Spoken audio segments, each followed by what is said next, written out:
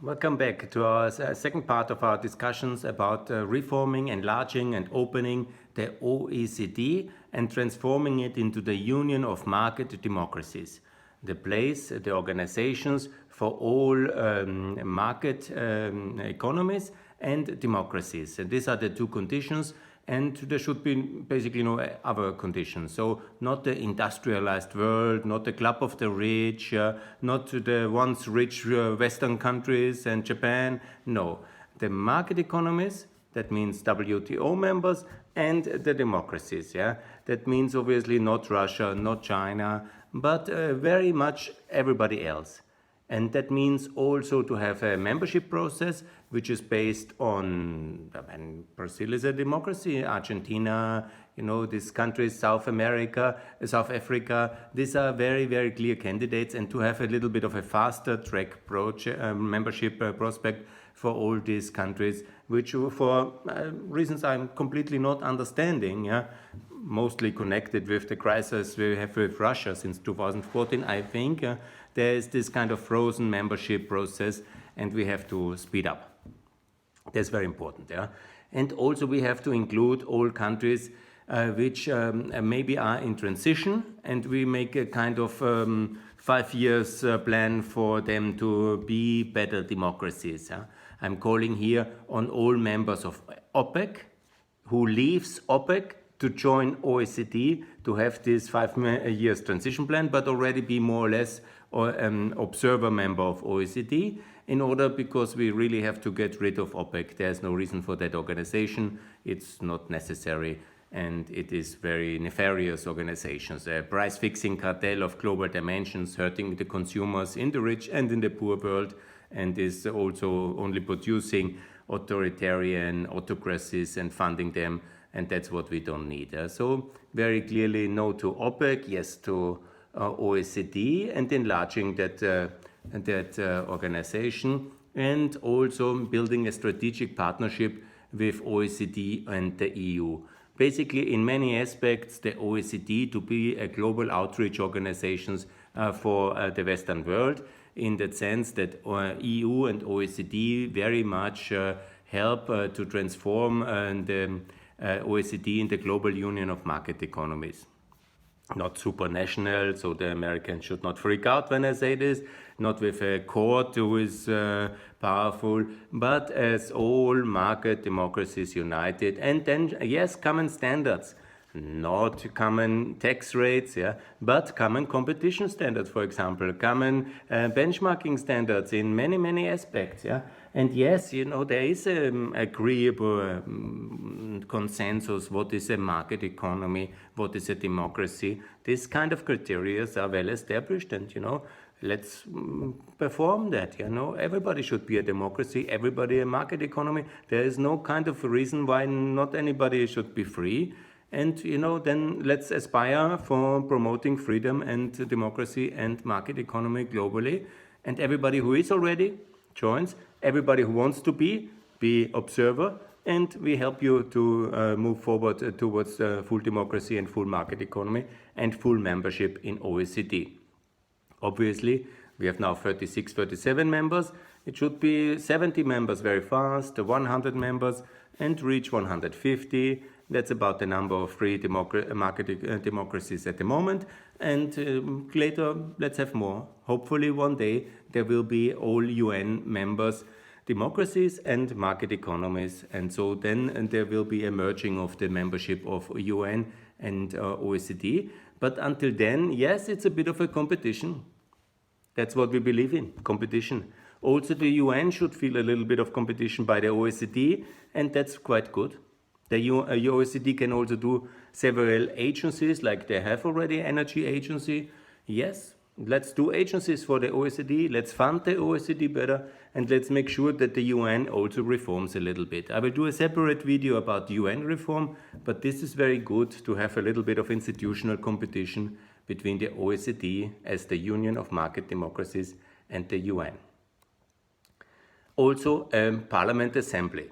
Not a full parliament of the OECD, but a parliament assembly, meaning that all OECD full members, their parliamentarians, their parliaments send a delegation to an OECD Parliament Assembly and to meet regularly. There is already a parliament network of the OECD, but that's not sufficient. There needs to be a real assembly with consultative rights, not with co-decisions, but start somewhere and really have delegations from all member states, and they meet regularly, discuss all the OECD policies, meet and to perform the normal parliamentarian oversight and control duties, can also revise the budget of OECD a little bit, that would be very useful, and to work that the OECD ultimately transforms into the global union of market democracies. So I have already talked what we really need a little bit less. I will maybe include that in that video already, the OPEC. We don't need the OPEC at all. It has really always been a disaster. It is continuing to be a disaster, transferring the money from the consumers of the free world and of the poor world and of the free and poor world especially into the pockets of oligarchic and autocratic elites of some few petrol dictatorships. Very bad, We also don't need BRICS. BRICS, really. The whole concept of hanging out with Russia from some of our supposed allies like Brazil or India is really totally wrong. If the Chinese want to hang out with the Russians, good, but definitely BRICS the world doesn't need. And as well, I will make a specific video on that one, but I had that organization already. The Eurasian Economic Union, really the world doesn't need. And all of the countries who are in this kind of OPEC, BRICS, AIU cannot be in OECD. The others, please be welcome and be very fast welcome. So we have to make a quick analysis when we talk about organizations the world doesn't need. The Shanghai Cooperation Organization, the Union of Non-Aligned Nations, and the CIS. And this is my club of 6 organizations the world really doesn't need.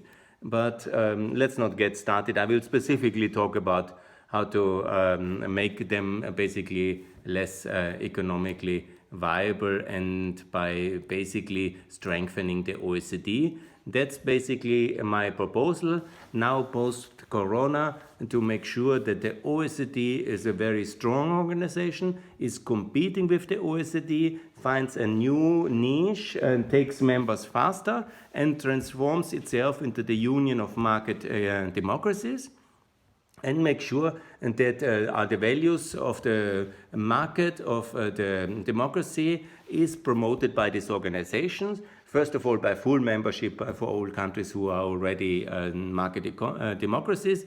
That means basically already quite a lot of countries in Africa and in South America and in Asia. But the few who are currently under transition still towards a full market economy and a democracy, they can be observer member in OECD if they are not in one of these anti-Western jamborees, from OPEC to EIU to the Union of Non-Aligned Nations, or Shanghai Cooperation, or BRICS, obviously.